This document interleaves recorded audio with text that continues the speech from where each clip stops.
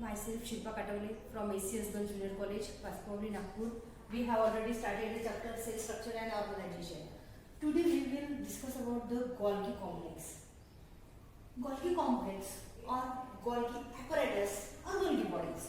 Various terms are used to denote this assembly, manufacturing, cum packaging, transport of cell. Golgi bodies को हम अलग अलग नाम से जान सकते हैं. उसको गोल्गी कॉम्प्लेक्स भी बोल सकते हैं, गोल्गी एपरेटस भी बोल सकते हैं, गोल्गी बॉडीज भी बोल सकते हैं. अब ये करता क्या है, क्या फंक्शन होता है इसका? तो इसका फंक्शन ये है कि ये सेल को बनाने में मदद करता है और सेल्स की असेंबली करने में मदद करता है. This is the main function of the Golgi body. हम गोल्गी बॉडी बोल सकते हैं, गोल्गी कॉम्प्लेक्स भी बोल सकते हैं और गोल्गी apparatus भी बोल सकते हैं. यहाँ Golgi complex essentially consist of sacs of membranous sacs called cisternae. अगर हम गोल्गी बॉडी का स्ट्रक्चर देखें तो कुछ इस प्रकार से हमको यहाँ पर स्ट्रक्चर मिलेगा. इस साइड में भी आपको इस प्रकार से स्ट्रक्चर मिलेगा. आप देख सकते हो डायग्राम्स में इस तरह का आपको स्ट्रक्चर मिलेगा. यहाँ पर ये जो पूरा पोर्शन है, this is the sac. This is all portion which is known as sac, जिसको हम सिस्टर्नी बोलेंगे. यहाँ पर देख, diameter of cisternae varies from 0.5 to 1 micrometer. 1 micrometer means 10 raised to power -6 meter. तो इस तरह से गोल्गी बॉडीज की जो सिस्टर्नी है उसका डायमीटर 0.5 से 1 माइक्रोमीटर तक वैरी हो सकता है, बदल सकता है. जैसे हमने यहाँ पे ड्रॉ किया है, यहाँ पे इसका साइज थोड़ा सा लार्ज है जबकि यहाँ पे स्मॉल है, तो ऑब्वियसली उसका डायमीटर वहां पे बदलेगा, वेरी होगा. Then a cell may have few to several cisternae depending on its function. अब डिपेंड करता है कि सिस्टर्नी का फंक्शन क्या है, उसके अकॉर्डिंग वहां पर अलग अलग सिस्टर्नीज प्रेजेंट रहेंगे. The thickness and molecular composition of two membranes of Golgi sac differ from each other. यहाँ पर जो भी मेम्ब्रेन्स हैं उनके मॉलिक्यूलर कंपोजिशन किसी भी टाइप का केमिकल अगर वहां पर प्रेजेंट है मेम्ब्रेन में या फिर उसका कंटेंट है, ये चेंज हो सकता है, अलग अलग हो सकता है. ऐसा ही यहाँ पर बोला गया है. The thickness and molecular composition of two membrane का कंपोजिशन, मॉलिक्यूलर कंपोजिशन एंड उसकी थिकनेस, ये यहाँ पर चेंज हो सकती है. The Golgi sacs show specific orientation in a cell. Cell में गोल्गी कॉम्प्लेक्स ना ओरिएंटेशन कर सकती है, अपनी जगह चेंज कर सकती है, मूवमेंट कर सकते हैं साइटोप्लाज्म में. Each cisterna has a forming or cis face which is on same side and manufacturing on trans face that is opposite side. अब यहाँ पर सिस और ट्रांस इस तरह के दो टाइप की सिस्टर्नी यहाँ पर प्रेजेंट होंगे. तो हम कैसे पहचानेंगे ये कैसे है? इनको हम सिस सिस्टर्ना बोलेंगे जबकि इसको हम ट्रांस सिस्टर्ना बोलेंगे. आपको पता होगा केमिस्ट्री में आप इस तरह से पढ़ते हो, अगर ये केमिकल स्ट्रक्चर है, अगर इस तरह से ये कंपाउंड एक साइड में प्रेजेंट है तो इसको हम यहाँ पर सिस बोलते हैं, ऑन सेम साइड. बट अगर ये कंपोनेंट यहाँ पर चेंज हो जाते हैं तो हम ऐसी कंडीशन को यहाँ पर बोलते हैं ट्रांस, अपोजिट साइड. ऐसा ही स्ट्रक्चर हमको गोल्गी एपरेटस में मिलेगा. तो इसमें हम यहाँ पर इस पोर्शन को यहाँ पर सिस बोलेंगे और ये पोर्शन को यहाँ पर हम trans. Transport vesicle that pinch off from transitional ER merge with cis face of Golgi cisterna and add its content into the lumen. अब ट्रांसपोर्ट वेसिकल्स जो होंगे ये एंडोप्लाज्मिक रेटिकुलम से मटेरियल लेंगे, उनको जो भी मटेरियल चाहिए होगा वो लेंगे.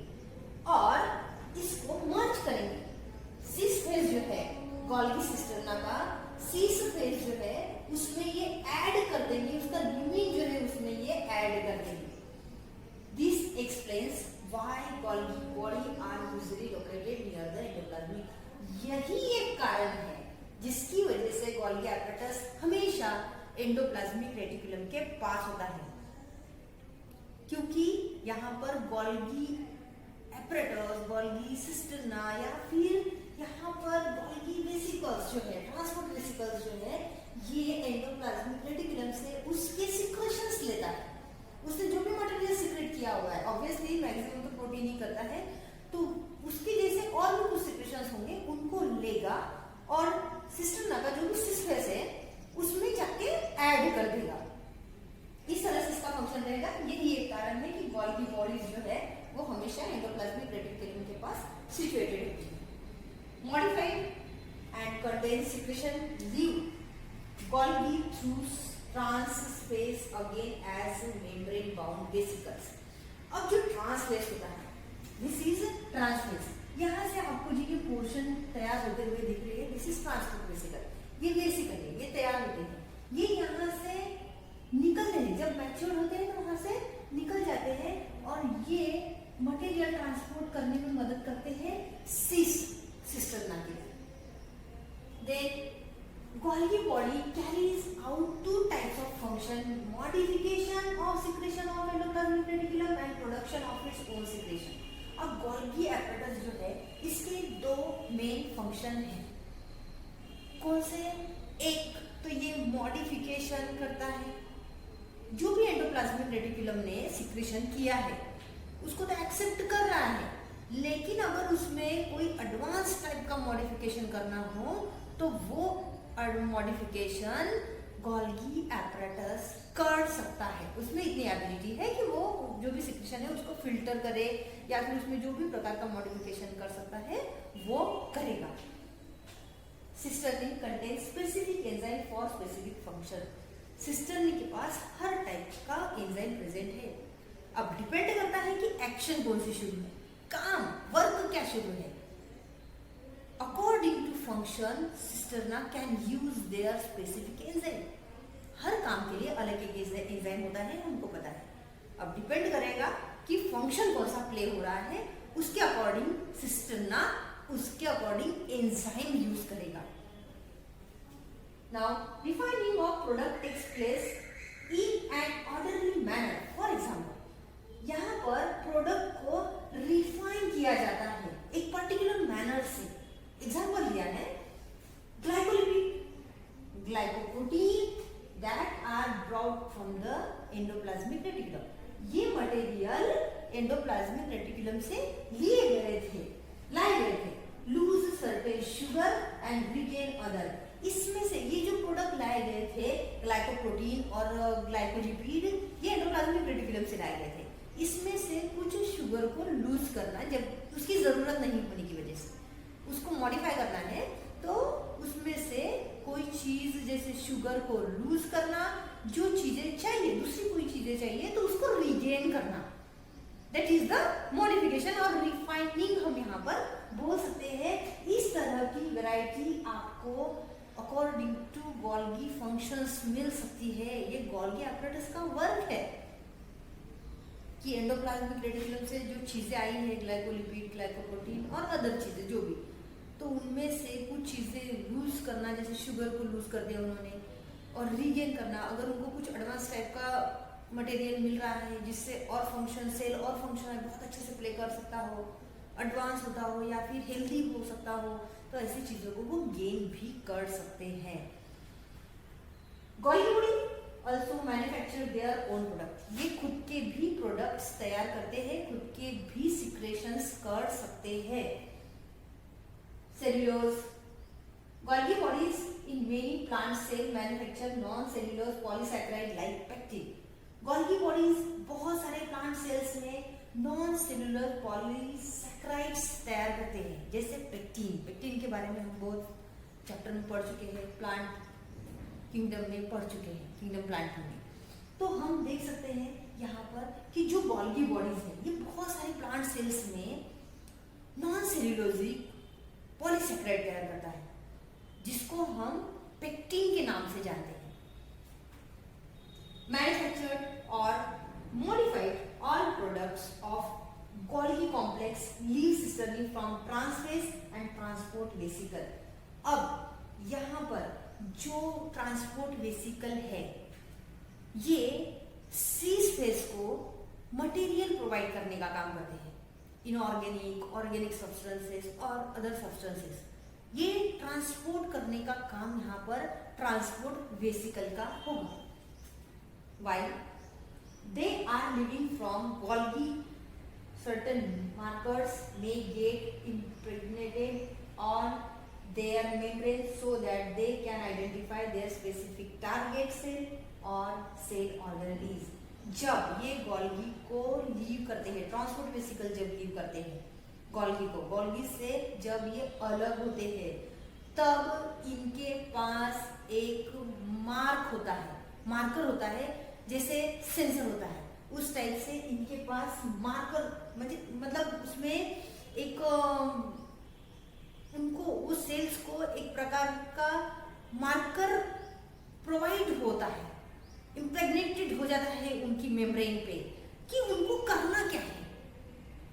हम यहाँ पर बोल सकते हैं कि ऑर्डर या फिर जो भी उनका वर्क है उसको सजेशन देने या फिर जो कुछ भी, ये उनके ट्रांसपोर्ट वेसिकल के मेम्ब्रेन पे इम्प्रेग्नेटेड किया जाता है, प्रिंट किया जाता है कि वो क्या करे, कौन सा काम करे, कहाँ पर जाए, ताकि उनको अपने फंक्शंस करने में, अपना वर्क आइडेंटिफाई करने में मदद हो।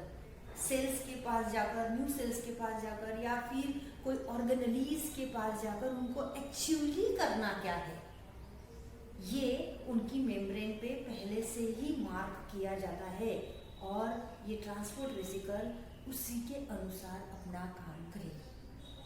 This is all about the Golgi complex और गोल्गी बॉडीज और Golgi apparatus. Now vacuoles. Vacuoles are membrane bound sacs prominently found in plant cell. Vacuoles एक मेम्ब्रेन से बने हुए होते हैं। Suppose this is a plant cell and this is a vacuole, which is membrane containing organelles. एक membrane से बना हुआ होता है और वैक्यूल्स का मतलब होता है एम्प्टी स्पेस, एक खाली जगह।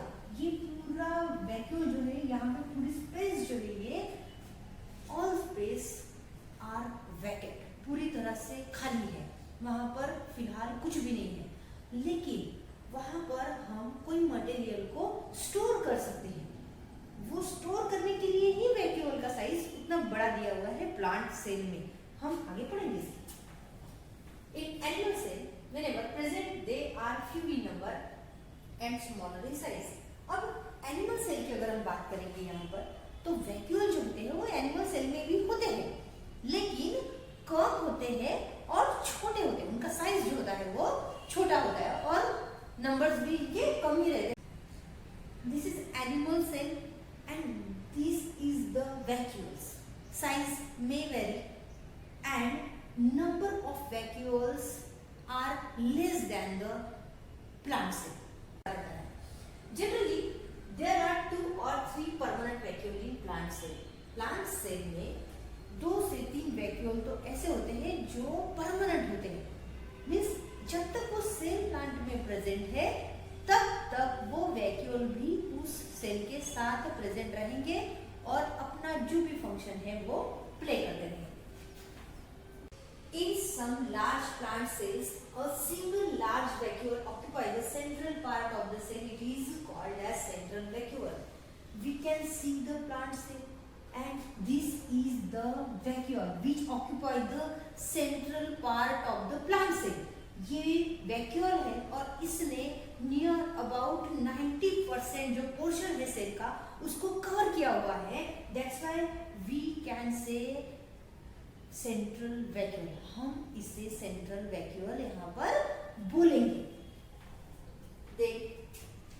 In such cells, vacuole can occupy as much as 90% of total volume of the cell. Means ये सेल का मैक्सिमम पोर्शन या about 90% जो है वो सेल का ऑक्यूपाई करके रहेगा।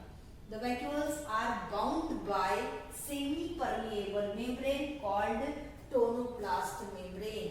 अब ये जो लेयर से बना हुआ है, ये जो मेम्ब्रेन प्रेजेंट है,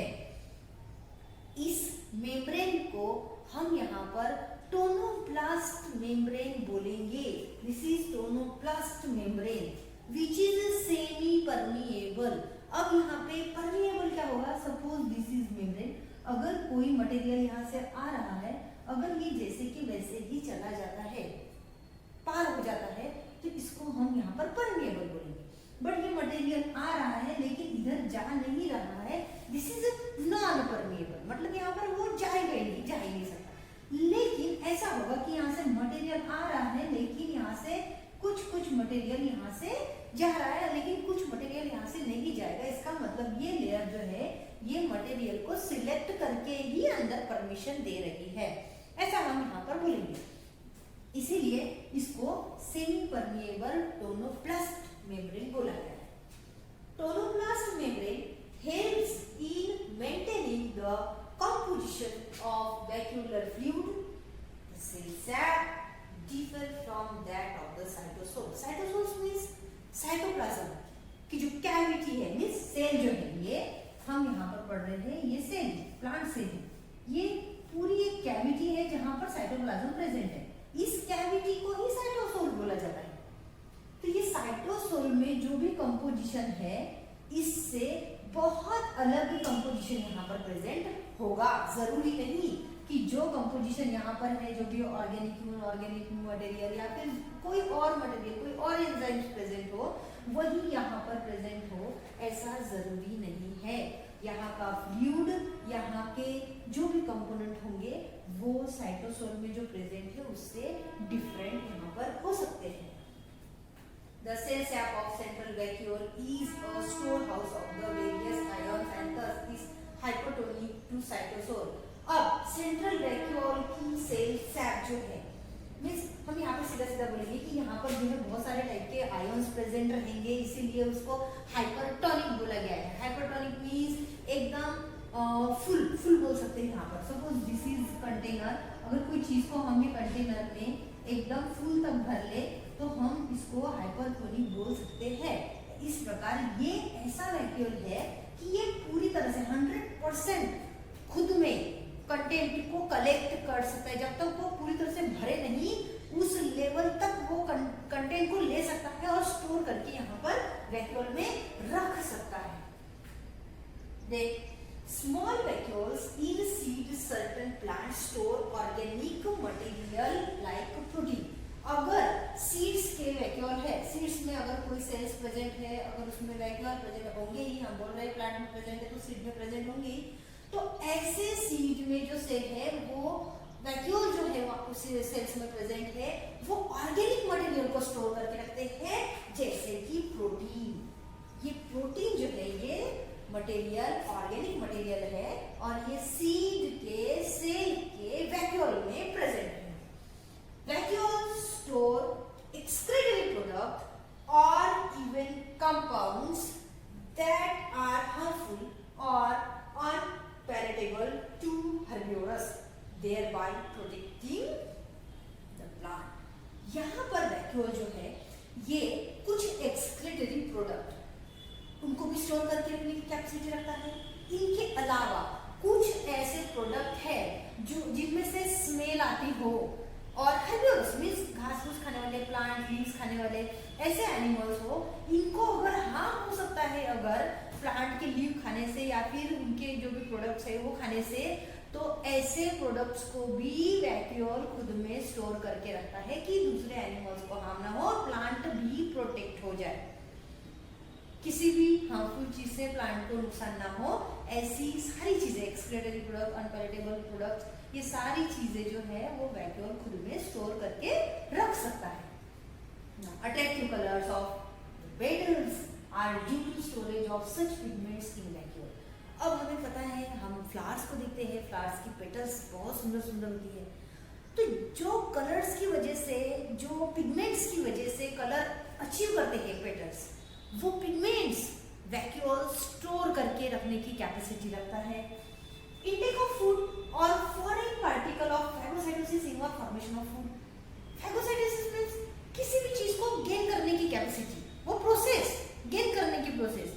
अगर वैक्यूल फूड मटेरियल या फिर दूसरे इंग्रेडिएंट, फॉरेन पार्टिकल को अगर गेन करने की कैपेसिटी रखता है, इसका मतलब वो फूड भी स्टोरेज करने की कैपेसिटी रखता है, ऐसा हम यहाँ पर बोल सकते हैं।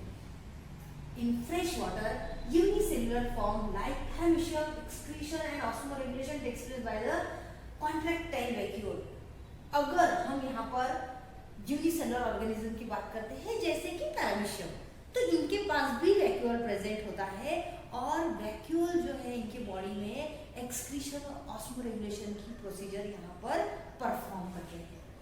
Vacuoles maintain turgidity of the cell.